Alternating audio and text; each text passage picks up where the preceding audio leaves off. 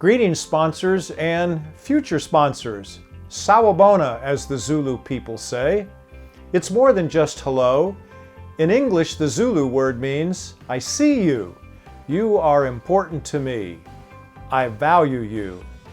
And that is indeed how we all felt as we each arrived in the coastal city of Durban, South Africa, after our 15-plus hour flight and connections from Atlanta and Indianapolis.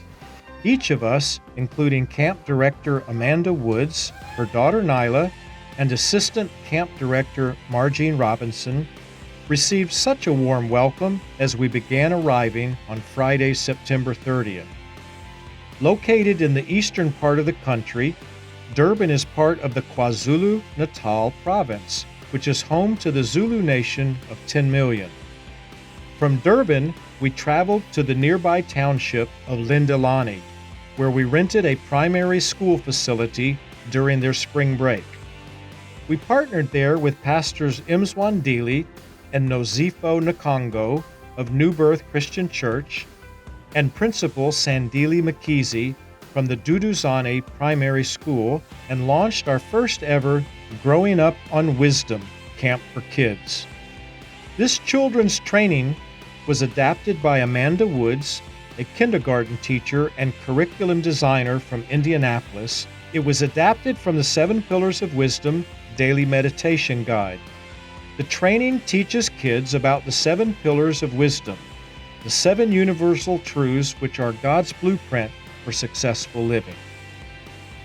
Before the kids arrived, we conducted a one-day training class with 15 student leaders who supervised the children and helped to lead the daily small group discussions.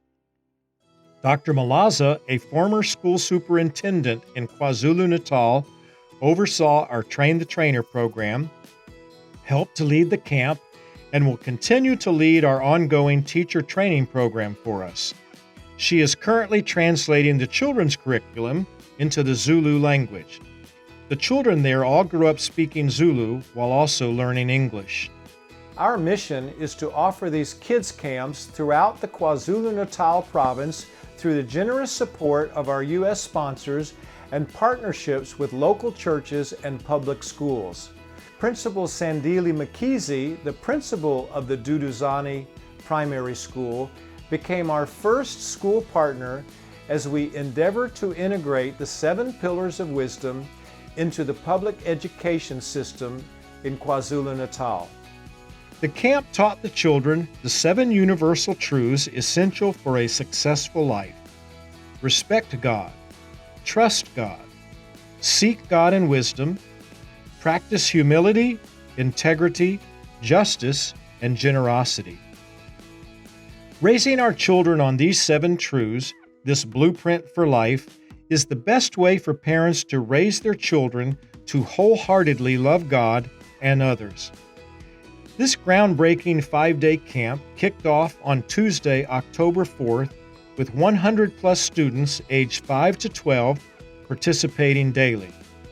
A new pillar of wisdom was introduced each day and was reinforced with a Bible story, music, crafts, games, and small group discussions.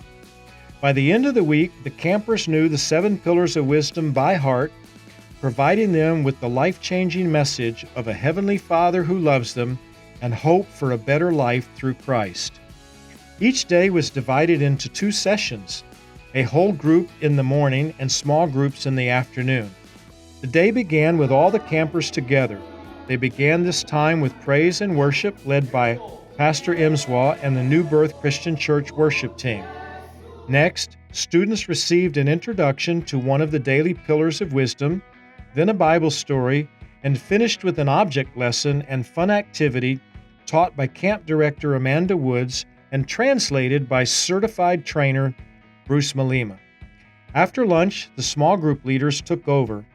They reinforced the day's pillar of wisdom in multiple ways. These breakout sessions allowed the leaders and students to connect on a more personal level, preparing the way for the student leaders to continue ongoing training with their small groups. The discussions included a unique concept called a dive-in that broke down the pillar of the day, how they could apply both the pillar and the scriptures to their lives. On day 1, the campers learned the first pillar of wisdom, respect God. They used a high five hand. Each finger featured the different ways students can respect God and respect others. Those 5 ways were speech, behavior, attitude, faith, and love. After a small group activity and a craft, each day ended with a recap, prayer, and a meal before the children returned home. Day's 2 pillar was Trust God, featuring the Circle of Trust. The Circle of Trust consisted of 5 parts: truth, respect, understanding, surrendering, and transforming.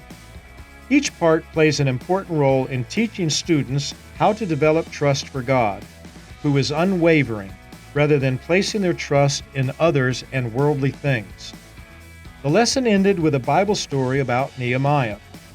On day 3, the pillar was Seek God and Wisdom.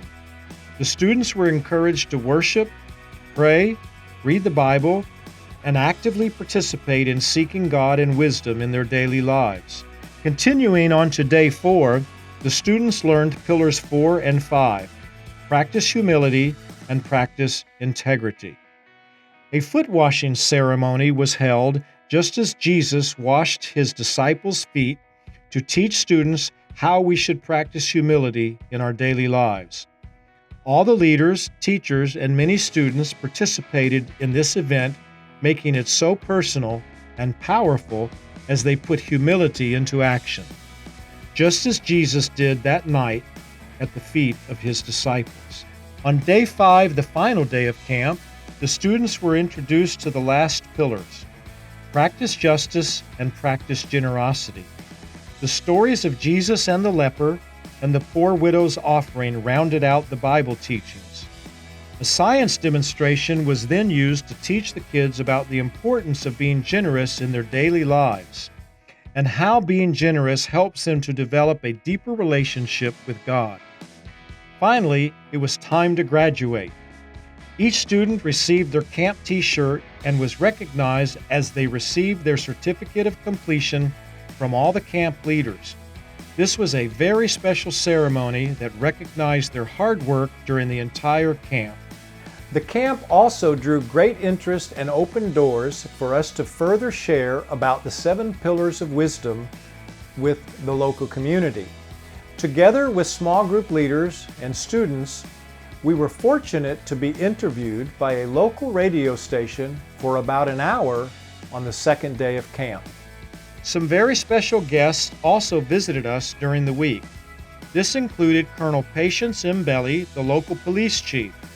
We went to meet with her and invited her to come speak to the children about Safe Touch, as well as the See Something, Say Something action that they should follow to keep themselves and others safe. Another great surprise for the kids was when the famous Abakithwa gospel singers, which means the chosen ones in Zulu, surprised the kids by coming to perform for them during their graduation ceremony. They also surprised us and came to the Durban airport to serenade us as we departed for the long trip home. A big thanks to Mr. Monley Nakobo, the founder of Hope United Boys Soccer Club and one of our certified trainers, for this wonderful surprise. So our first Growing Up on Wisdom Camp for Kids was a huge success. As Dr. Malaza said as we departed, it is exciting to see the Lord moving in the Zulu nation and how the good news of the gospel and the 7 pillars of wisdom are changing hearts and lives. On behalf of our entire team, we want to sincerely thank all of you who donated and sponsored these wonderful children. Every penny you donated went directly to support and pay their camp expenses, as 7 Pillars Inc. and the training team paid 100% of their own expenses for the trip. May God richly bless you for your kindness and generosity to children who may never know what you did in service to their well-being.